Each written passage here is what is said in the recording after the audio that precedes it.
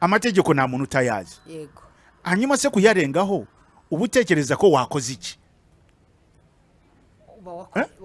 uba wakoreye ijisho ukayarenga uyazi kandi ukabushyiza ubuzima bwawe mu kaga. Red light bazishizeho kukugaragariza yuko it means stop.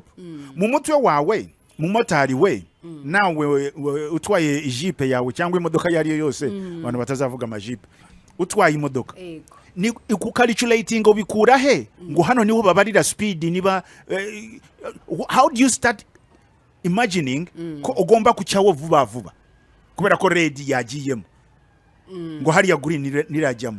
This is not where you test your car speed uburyo yiwutamo urumva is a red light, it means stop not kwihuta kugira ngo cyewe urabifata ukabicurika abantu barabicurika akabona red igiyemo ariko akihuta cyane kugira ngo ahace. It doesn't mean that naho bihuriye abantu bakoresha umuhanda nyaboneka waguze imodoka ifite indicators they are there to communicate.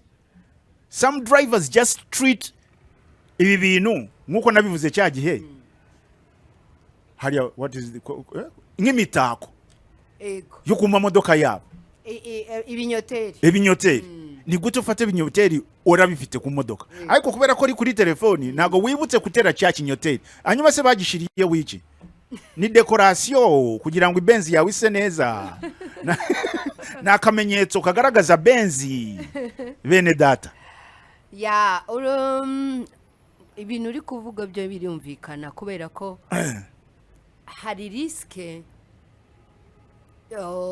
icyo bita nyine kurwiyemeza kwiyemeza ariko ntago wafata riske iri bushyire ubuzima bwawe mu kaga nubwo bwose mu buzima ibintu byose tubifata nka riske ariko ntago wajya mu cyobo ukibona kandi bagushiriye wayo amategeko akorinda ukiguyemo utakibonye yego ntago byaba byiza ariko byibuze nta nuwakuveba byibuze niyo mpamvu nyine umuntu wiyahuye mu myemerere y'abasilamu baranamukubita umurambo barawukubita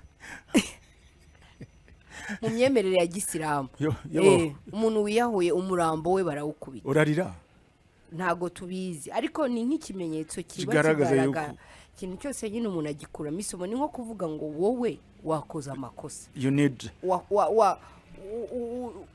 kwiyahura wakoze amakosa you need to be punished ni amakosa wakoze none rero nuriya muntu ushyira ubuzima bwe mu kaga udakurikiza amategeko ibimenyetso byo mu muhanda ibyapa yaba ibimurika yaba ibishushanyije yaba ibigenga umuhanda ibyo ari byo byose ukabikurikiza uriya muntu mu busanzwe ntiwanamuririra aramutse agize ikibazo nuko abantu nyine bakunda babo nta umuntu ngo ubyaye ikibazo irakirigata nuwo bikiye mu muryango w'ubujura nawe baramuririra yagiye kwica cyangwa kandi nawe yari afite icyuma cyo kwica umuntu cyo kuza gutera umuntu ugasanga nyine bene wabo aho afungiye niba yarahanwe baramusura bakamurwanaho nyine abakiri uwawe mu busanzwe ntago wakamusuye ntago umuntu wishyize mu kaga kareba ntago yakagombye kuririrwa ni muri urwo rwego jewe rero ubutumwa ndi bubabwire muri ibi bihe turimo batanze ubutumwa yuko kuva ku itariki 21 kugeza ku itariki 28 hazaba hari imvura irimo n'inkuba. Tuyize niteganyagihe leta yateguje abantu abashinzwe iteganyabihe za meteo Okay.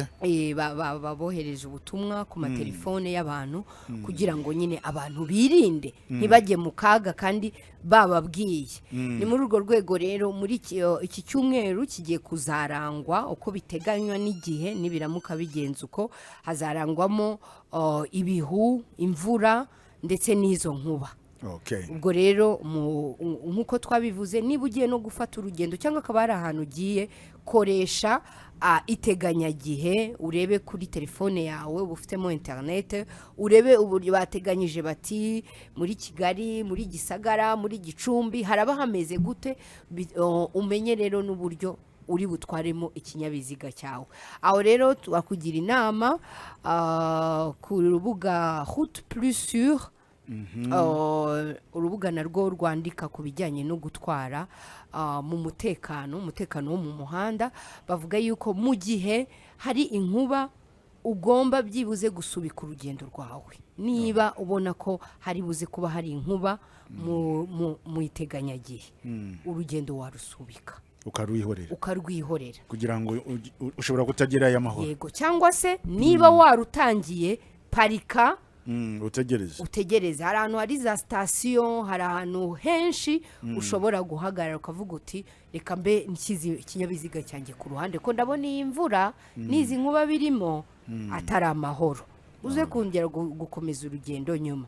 Hanyuma niba imodoka yawe itari decapotable, ku bantu bafite amamodoka akomeye, ishobora kukubera nayo ubwugamo.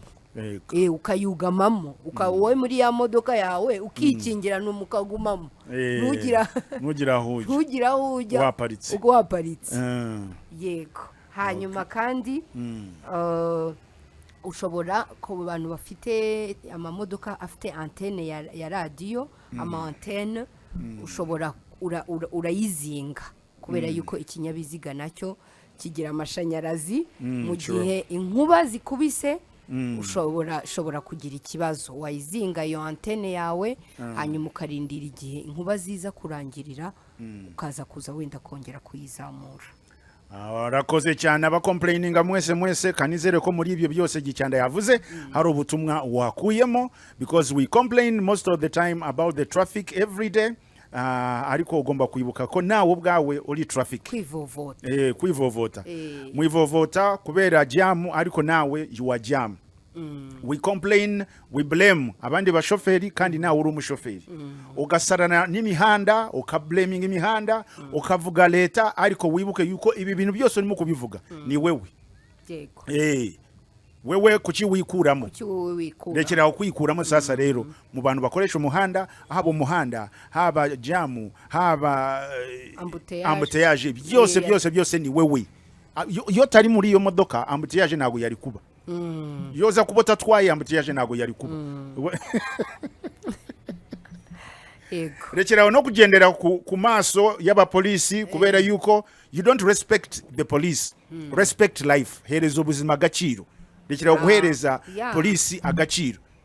Reka ibihano n'ibihembo nibyo dushyira imbere mu buzima kubera yuko nibyo bidutera ishyaka, ni motivation. Ego. Ugati enda hanwa ugahita ugenda buhoro, wabuzi ko uri buhembwe ugashyiramo agatege, ariko mu busanzwe ikigamijwe n'ubuzima. Uhereza ubuzima agaciro kurusha polisi. Kuba polisi ntago ari hariya kugira ngo ihereze agaciro.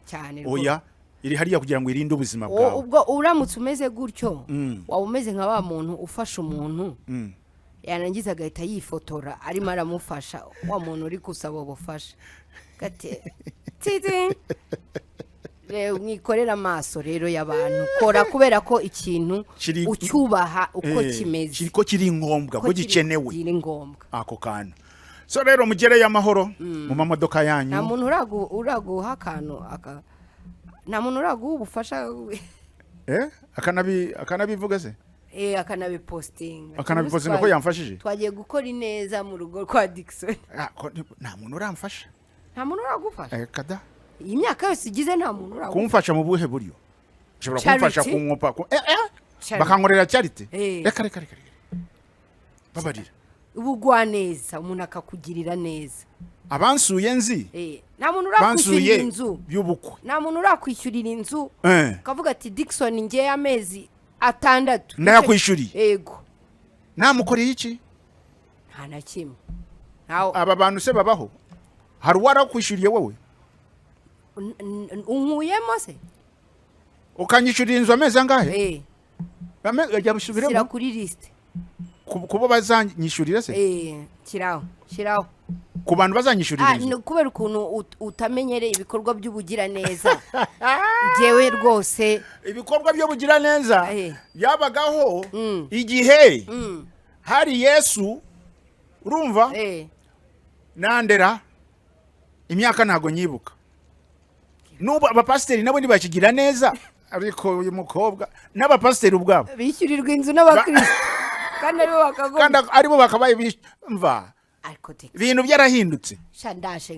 pasiteri ahubwo kugira ngo akugurire akatelefoni aza mu rusengero ati mva pasiteri nta telefone afite ni umushakire telefone kumwe abiri hitamo nturenza 6 amezi ushaka kunyishyurira inzu igikorwa cy'ubugira neza frame kirimo kwishyurira inzu se wabonye ari byo kibazo mfite